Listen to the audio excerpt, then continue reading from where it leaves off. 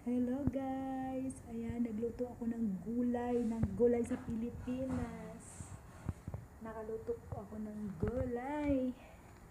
Ayan guys, pakita ko sa inyo yung gulay na niluto ko. Ayan.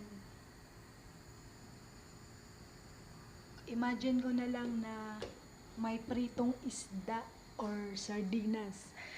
Wala kasi kaming sardinas, kinain namin nung nakarang araw.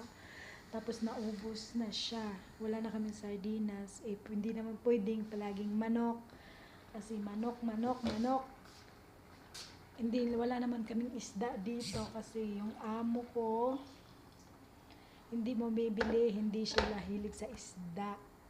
Kaya tiis lang kami sa purong gulay. Munggo. Ayan. Tuwa na si Inday, nakagulay ng munggo.